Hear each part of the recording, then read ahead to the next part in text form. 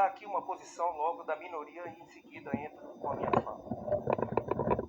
A proposição, em resumo, visa possibilitar que duas pessoas do mesmo sexo possam constituir união homoafetiva por meio de contrato que disponham sobre suas relações patrimoniais. Versa, ademais, que o companheiro homoafetivo participará de sucessão de outro quanto aos bens adquiridos e etc. Cumpre destacar que o Supremo Tribunal Federal, por meio de ação direta de inconstitucionalidade, equiparou as relações entre pessoas do mesmo sexo às uniões estáveis entre homens e mulheres, reconhecendo assim a união homoafetiva com o núcleo familiar. Com esse entendimento, a Corte Constitucional usurpou a competência do Congresso Nacional exercendo atividade legiferente incompatível com suas funções típicas. Atualmente, inexiste qualquer previsão que permita o casamento ou a união estável entre pessoas do mesmo sexo, devendo o ordenamento jurídico ser respeitado a lei e a Constituição. A Carta Magna Brasileira estabelece, em seu artigo 226, que a família, base da sociedade, com especial proteção do Estado, reconhece a união estável como entidade familiar apenas entre homem e mulher. Nesse diapasão, qualquer lei ou norma que prevê união estável ou casamento homoafetivo representa afronta direta à liberdade do texto constitucional. Assim, necessita-se garantir direitos iguais a todos, independentemente de seu comportamento sexual privado. Mas, desde que haja comprometimento daquilo que é ordenado pelas leis constitucionais. Vale lembrar que o casamento é entendido como um pacto que surge da relação conjugal, não cabendo a interferência do poder público. O termo casamento representa uma realidade objetiva com a finalidade de proteção, o que extingue a união entre pessoas do mesmo sexo. Logo, evidencia-se que o Brasil, desde sua Constituição e como nação cristã, não obstante, segue o princípio da laicidade, mantém na própria Constituição e nas leis os valores da família, decorrente de cultura de seu povo e do direito natural. Enfim, por outras palavras, a atual versão do texto afirma que, nos termos constitucionais, nenhuma relação entre pessoas do mesmo sexo pode equiparar-se ao casamento ou à entidade familiar. Segundo o PL, aprovar o casamento homossexual é negar a maneira pela qual todos os homens nascem neste mundo e também é atentar contra a existência da própria espécie humana. Senhor presidente, o meu respeito e a relação pelas escolhas sexuais de qualquer pessoa neste país, e seja lá onde for, ele é verdadeiro e real. Dentro do meu quadro, Priscila, eu tenho assessores com escolhas sexuais diferentes. E eu tenho uma relação maravilhosa com essas pessoas. Preservo profundamente o respeito por eles, assim como eles por mim. Agora, não se trata apenas das leis civis que estabelecem que o casamento é entre homens e mulheres e que aqui nesta casa poderia ser modificado. Não se trata, Priscila, de simplesmente a Constituição Federal que reconhece, como você disse, o casamento entre homens e mulheres e que, aliás, a Corte tenta legislar diferente. Vai além do início de tudo, além dos costumes. Adão e Eva é a prova perfeita de anos e milhares de anos atrás. Mas está mais do que além de tudo isso, das leis e dos homens. Está na vontade de Deus. Homem e mulher compõem no casamento a família. E por eles, eu peço, Priscila, que você levante, por favor, gera e perpetua a espécie. Perpetua a espécie e gera um bebê. Que, aliás, um bebê que muitos nessa casa aqui, inclusive do PSOL e PT, querem matar. Muitos nesta casa aqui que se dizem protetores de trabalhadores, não protegem, porque um bebê não vota. Porque se o bebê votasse, seus canalhas, vocês estariam também protegendo o bebê. E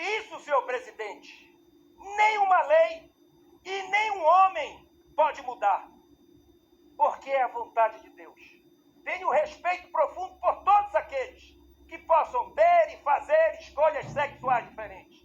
Mas nós, diferente daqueles que nos chamam de fundamentalistas e tudo mais que nos adjetivos que eles possam escolher, não somos. Nós somos realistas, nós somos pelos valores corretos de vida e não queremos nem o mal a escolhas daqueles diferentes pela questão sexual.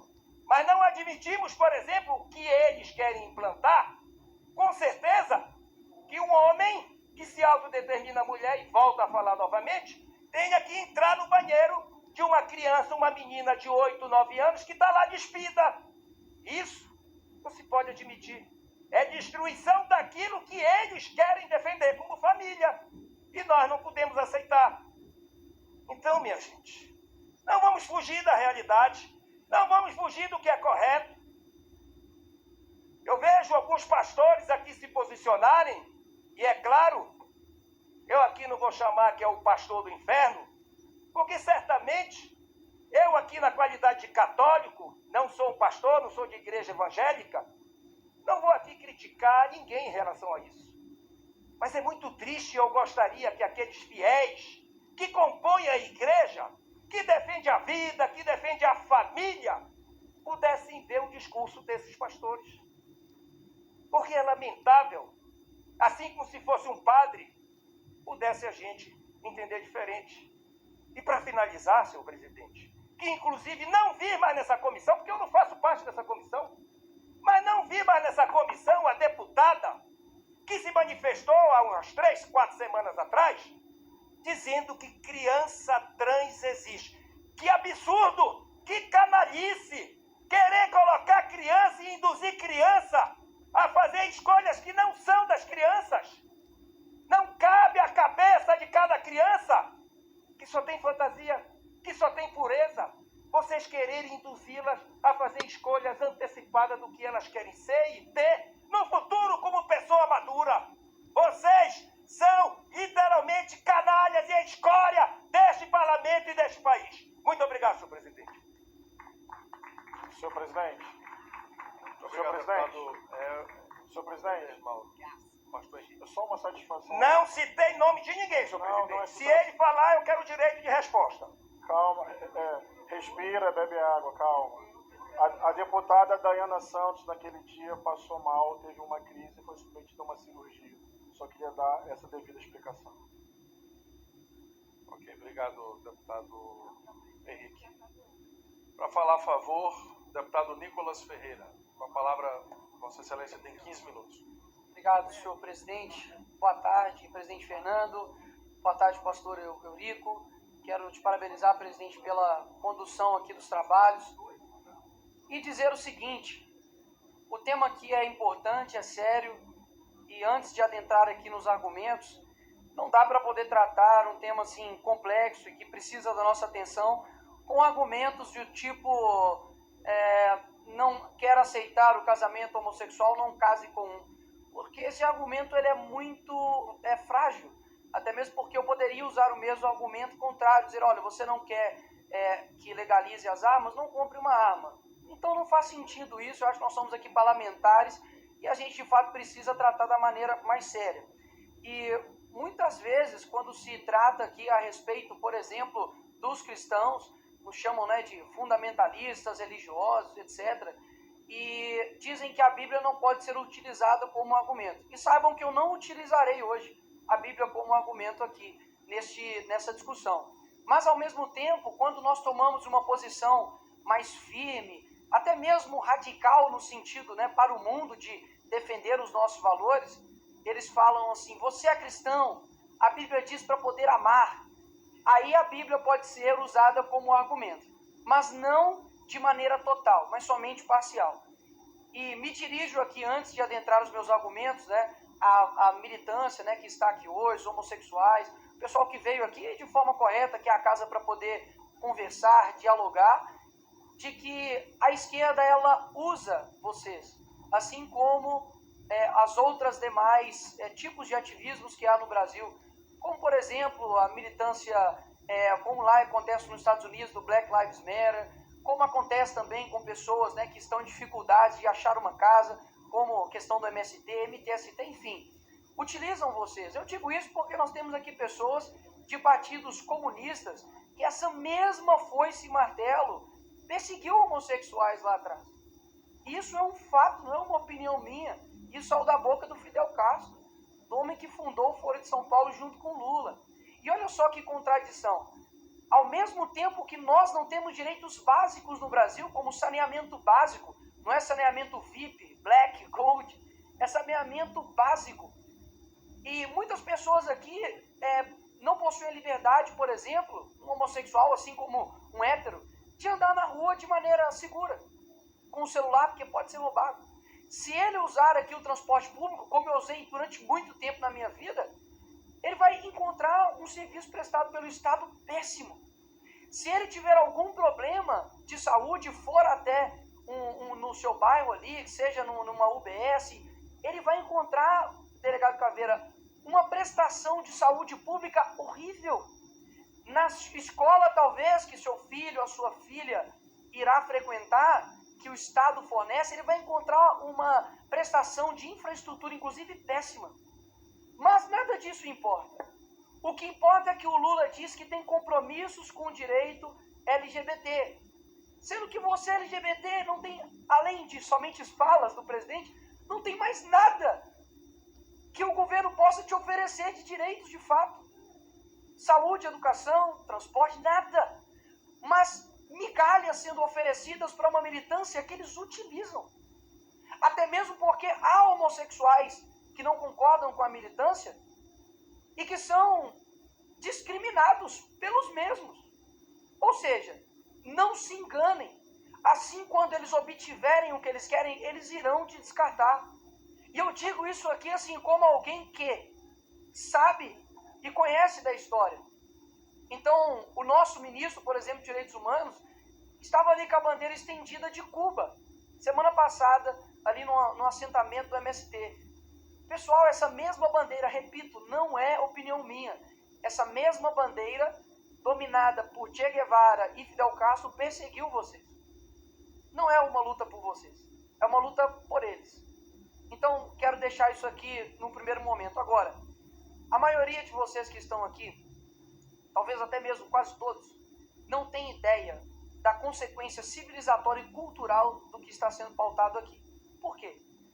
Antigamente, na Grécia Antiga, você também tinha a homossexualidade, mas eles não ousaram, presidente Fernando, mudar a instituição casamento, porque não se diz respeito a uma discussão de eu aceito ou não aceito. Eu não aceito que o quadrado tenha 4 lados, Priscila. É simplesmente o atestamento da realidade. Se eu peço para o quadrado se liberte, tenha somente 3 lados, ele deixa de ser quadrado. E da mesma maneira, com relação ao casamento. O casamento, a finalidade, quando você vê a própria questão bíblica, mas não usando ela, a finalidade, o natural, não se diz respeito somente à questão natural, natureza. Porque na natureza também tem. Ali, alguns pinguins, por exemplo, que eu já vi, e homossexuais utilizam isso como argumento, de terem ali relações do mesmo sexo. Mas é natural no sentido de finalidade. A finalidade do casamento é preservar quem tem o desejo, a continuidade da humanidade. Quando você pega 2 pessoas do mesmo sexo, e digamos que o casamento homossexual ele expandisse e ganhasse e fosse a regra, se não fosse o relacionamento hétero, não haveria mais seres humanos. Isso aqui é um atestar a realidade. E este princípio de desnortear, de ignorar a realidade é um princípio muito perigoso. Quando nós vemos, por exemplo, que esse mesmo princípio ele é aplicado a o que eu me sinto, eu me torno. Ou seja, a realidade não é mais aquilo que você vê, é aquilo que o interlocutor atesta. Ou seja, se eu me sinto homem, você é obrigado a me chamar de homem. Se eu me sinto uma criança, você também é obrigado a me ver e me chamar e ter direitos como uma criança. Isso abre uma brecha grande. Porque uma criança, de fato, ela não tem condição de reconhecer a expansão do que é a realidade. Ela acredita ali em Papai Noel, ela acredita em coisas que são fantasias. Agora, não podemos fazer com que nós devemos lutar pela tolerância, mas isso não quer dizer que devemos lutar pela normatização de um comportamento ou de uma conduta. Até mesmo porque nós teríamos de normatizar outras condutas e outros comportamentos. E isso que eu estou chamando a atenção de que isso de fato é perigoso. Então, se o casamento pode ser tudo, já não é mais entre um homem e uma mulher. O casamento pode ser entre um homem ou entre uma mulher e uma mulher. Por que não um casamento não pode ser com 3 pessoas? Por que não um casamento... Exato, pode, né? Ok. Vocês estão atestando o que eu estou dizendo. Obrigado. Por que o casamento não pode ser com infinitas pessoas? Porque... Só um minutinho. É o que eu estou falando, mas não tem problema. Não te interrompi, deputado. Eu estou ouvindo aqui e falando. Obrigado, te agradeço. Muito obrigado. Não consigo fazer o mesmo com você. Mas... por que não o casamento não possa ser infinitas pessoas? Por que o casamento não possa ser com idades diferentes? Não pode ser com uma pessoa de 40 e uma pessoa de 14? Por que o casamento só precisa ser entre o homem e entre a mulher? Porque exatamente isso é o casamento. É exatamente isso que eu estou querendo dizer. É uma estrutura da realidade. Então... Podem chamar do que quiser, não tem problema. Só que as consequências, repito, civilizatórias e culturais disso é muito grande. E assim como lá atrás, tudo o que queriam era casar. Tudo o que queriam era ter os seus direitos assegurados. Hoje nós já vemos, eu tenho certeza que não é a maioria aqui, talvez que concorde com isso. Mas não se passa mais de uma luta por aceitação. Passa por uma luta de imposição. E isso, infelizmente, vai abrangindo a todos os espectros possíveis. Hoje, se uma pessoa diz que eu não concordo, eu acho que não deve ter um casamento homossexual, ele é considerado um preconceituoso. Agora, pois é. E quando eu chego e falo, por exemplo, se eu falasse para alguém aqui, você concorda, por exemplo, com a Bíblia? Então, tem pessoas que não concordam. E nem por isso eu chamo elas de preconceituosas. Porque eu concordo que tem que ter discordâncias. Essa é a diferença. Agora, há no meio de vocês, e muitos de vocês são somente, como eu posso dizer, a força bruta de um planejamento que vocês não têm ideia do que está acontecendo. Mas vocês jamais vão saber disso. Porque está num lamaçal ideológico muito grande que vocês não podem dar um passo atrás. Por quê? Porque já tem compromissos ideológicos. Uma pessoa já sabe que você defende aquilo, mas isso é ruim. Porque nós, como os adultos, nós precisamos lutar pela verdade. E hoje a verdade ela já é ignorada. Olha só, eu preciso de fato provar que a grama é verde. Se eu chego hoje e falo assim, mulher tem útero, vai ter o quê? Vai ter pessoas que vão discordar disso. Não, porque pode ser que eu sempre confundo se é mulher trans ou homem trans, mas enfim. Pode ser que um homem biológico que se sente mulher tenha, por exemplo, pênis. Pode ser que uma mulher que se sente homem, mas é de sexo biológico feminino, se sente homem, mas ela tem útero. Ou seja, se eu afirmo, deputada Priscila, de que é impossível um homem ter útero, hoje, isso é considerado uma loucura. Se eu digo que um homem biológico não pode menstruar, o louco sou eu. E não é? Aí, ó, verdade, mas tudo bem. Nós estamos atestando o que eu estou dizendo aqui. Então, senhores, eu tenho um forte pressentimento, e não é um pressentimento bom, de que isso que eu estou falando aqui hoje, esse vídeo, isso aqui que está sendo feito aqui hoje, vai ser utilizado futuramente para atestar que nós estávamos certos. Quando acontecer, por exemplo, no Brasil, por que não? Casamento com crianças, casamento até anteriormente teve com bode, casamento, mas por quê? A criança não pode ter o direito dela, criançofóbicos. Percebe? Se você não utilizar um princípio diz respeito às raízes, deputado Felipe, nós podemos discordar muitas das vezes dos galhos, mas os princípios, eles são norteadores de tudo aquilo que vai vir depois. Princípios que anteriormente eram o seguinte: todo tipo de amor é válido. Isso é um princípio muito perigoso. que é repetido por vocês, sim. Eu, por exemplo, ou eu não, né? Mas uma pessoa pode chegar e falar, como aconteceu com o Stefan Knie, lá na Europa, de que ele sentiu uma garota de 6 anos de idade. Deixou para trás uma mulher e 7 filhos. E disse que um outro casal adotou ele. E ele quer se casar com uma criança. Quem é você para dizer que ele não pode? Ou que ele não é uma criança? Afinal de contas, senhor presidente, só para não pedir aqui, é porque eu estou falando. Preservem a fala do só para segurar minha fala. E ninguém aqui que não é parlamentar, ninguém pode falar, apenas os parlamentares. Apenas os parlamentares. Obrigado, senhor presidente. Eu também já estou finalizando. Mas esse é um princípio muito sério. Como eu disse aqui, infelizmente, esse meio aqui acaba ficando quase que algo teatral que as pessoas não conseguem sair do seu papel. Mas eu tenho certeza que a verdade, diferentemente do que eles acreditam, ela é concreta, ela é real e ela é atestada por ela mesma. Eu não preciso provar que 2 mais 2 é 4. Daqui a pouco nós vamos dizer isso e alguém vai perguntar qual a fonte. 2 mais 2 é 4, qual é a fonte? Então, a desestruturação da realidade gera consequências muito grandes e esta aqui é a minha preocupação. Se os comportamentos e condutas, com toda certeza, eles têm que ser tolerados, mas eles não devem ser normatizados. É um péssimo pressentimento que eu tenho de que futuramente, um futuro bem próximo, a minha fala se torne real. Infelizmente. Obrigado, presidente. Obrigado, deputado Nicolas Ferreira. Deputada Sâmia Bonfim, 15 minutos para falar contra o relatório. Presidente, o que é uma família na visão de todo mundo que está aqui? Você, deputada Fernanda, quando você vê uma mãe solo que cria sozinha os seus filhos, você não vê ali uma constituição familiar? Quando você vê um casal heterossexual que adotou umas crianças, você não vê ali uma família?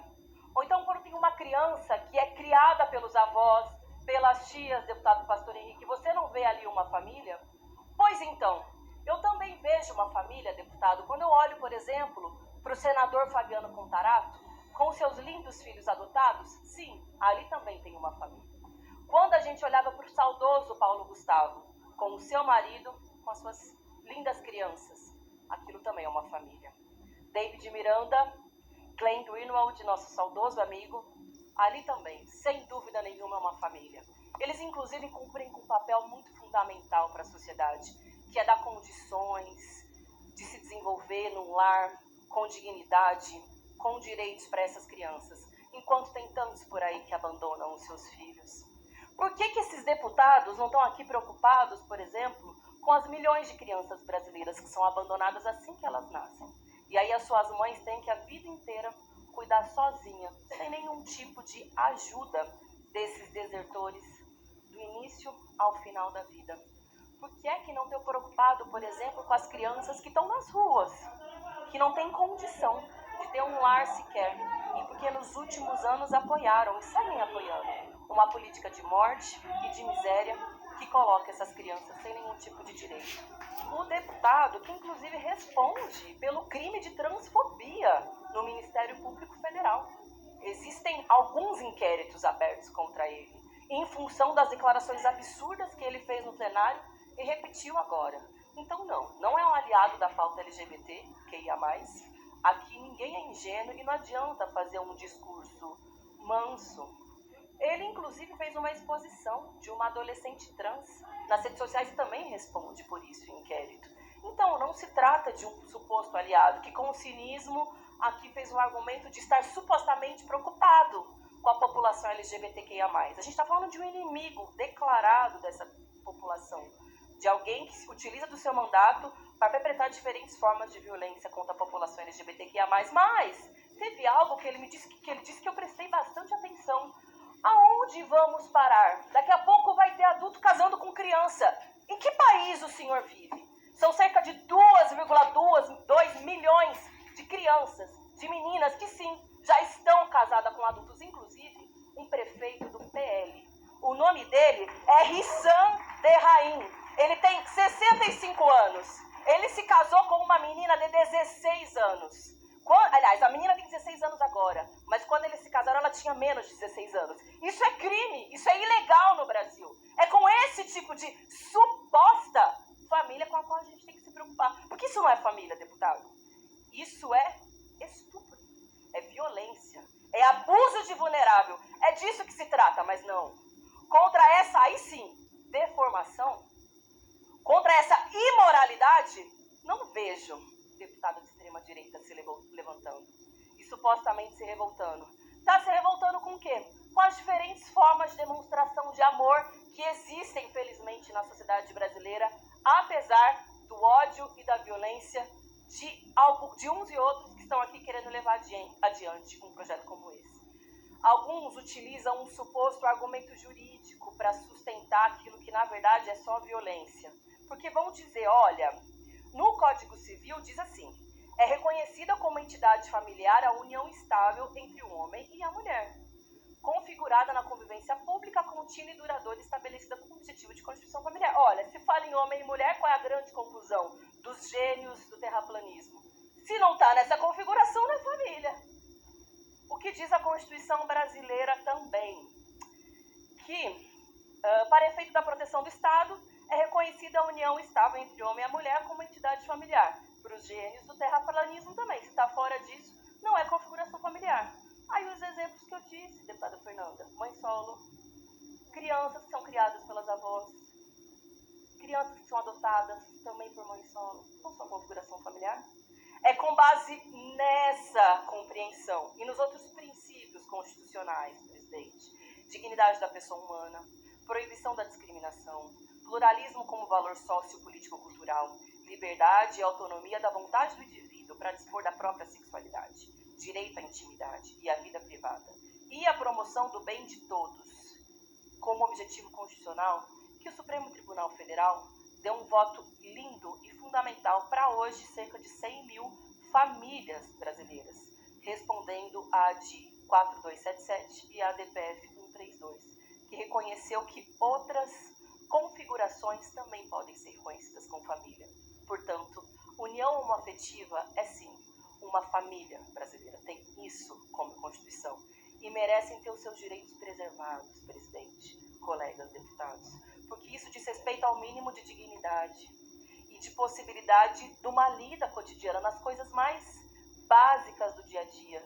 Visitar um familiar que está num hospital, poder responder no momento da morte, da passagem dessas pessoas, ser aquele responsável por todo o processo burocrático e humano que envolve um momento tão delicado como esse. A adoção, herança, bens, qualquer detalhe do cotidiano constituído pela forma do casamento. É sobre esses direitos que alguns querem passar por cima a não considerar mais como casais ou como famílias, que são toda essa configuração familiar. E aqui, eu já disse em uma outra sessão, mas eu acho que é importante repetir, a gente não está discutindo religião, presidente, isso não me cabe. Assim, eu tenho certeza que há pessoas que são muito mais qualificadas e capacitadas para discutir o que está no interior de cada uma das religiões, do que contém na Bíblia, como tem felizmente, nosso querido colega e amigo pastor e também deputado Henrique Vieira. Não se trata dessa discussão, até porque, tá bom, existe uma igreja que se nega a realizar o casamento homoafetivo, mas eu conheço igrejas e pastores e religiosos que realizam. E por que é que um casal de homens, um casal de mulheres vai procurar uma igreja que é homofóbica, presidente? É óbvio que vai procurar uma igreja que reconheça o seu amor, que compreenda o seu amor, que vai fazer questão de celebrar o seu amor. E aqui uma observação importante. Sim, se for liderança religiosa, se for político, se for militar, qualquer civil, se fizer uma manifestação de ódio e que incite a violência dessas pessoas, sim, vai ser configurado como homofobia. Porque isso também foi uma conquista da população LGBTQIA+, do Supremo Tribunal Federal. Então, não fique ofendido, deputado, caso o senhor seja chamado de Você já sabe que os seguros de carro são caros e burocráticos. Mas você sabia que 7 em cada 10 pessoas no trânsito de homofóbico ou de transfóbico. Porque se o senhor for homofóbico e transfóbico, é assim que o senhor vai ser chamado. E, felizmente, precisará responder por esse crime caso cometa esse tipo de ação. Ponto. Foi uma conquista fundamental. Porque diz respeito à proteção de pessoas que são vulnerabilizadas. E aqui eu também quero resgatar um ponto importante. O Brasil é o país que mais mata a população LGBTQIA+ do mundo. É com isso que a gente tem que se preocupar. O que fazer para que a população LGBTQIA+ não seja mais expulsa de casa, expulsa da escola, que não encontre lugar no mercado de trabalho? De que forma que elas possam circular na rua de mãos dadas ou sozinhas, sem tomar uma lampadada na cabeça, como a gente viu alguns episódios pelo Brasil. Isso tem que ser objeto da nossa preocupação. Agora, se elas estão amando e exercendo o direito de amar, presidente, por que eu estou preocupada com isso? Como é que está? Honestamente, como está a família de Vossas Excelências? Vamos se preocupar com a nossa própria família? Existem muitos conflitos, dificuldades, existe muito amor também no interior de cada uma das famílias que estão aqui. Mas por que eu vou me preocupar, me importar ou me incomodar com o direito de outra pessoa expressar o amor dele, gente? Pelo amor de Deus, a gente realmente não tem problemas no Brasil com os quais se preocupar? Ou o ódio, o preconceito, a intolerância vai ficar à frente dos direitos fundamentais de cada um que está aqui presente nessa sala ou que está no lado de fora? Por isso, presidente, eu acredito que toda essa mobilização que esse debate está gerando, apesar de ser triste e lamentável, o relatório apresentado, porque teve uma deputada aqui que disse que o PSOL, o PT, nunca apresentaram nenhum projeto de lei a favor dessas famílias. Acredito que ela nem sequer tenha lido o relatório. Porque só um dos projetos, dos que foram apensados, são contrários. É o contrário aos casais homoafetivos. Todos os outros que foram apresentados também pelo PSOL e pelo PT afirmam o direito ao casamento homoafetivo. Leia um pouquinho, estude, antes de sair disseminando fake news por aí. Afinal, quais são os parlamentares que estão aqui, gente, defendendo o direito ao casamento homoafetivo, ao contrário de Vossas Excelências que preferem aqui proliferar o ódio? Mas sabe o que eu reparei no dia de hoje, deputada Fernanda?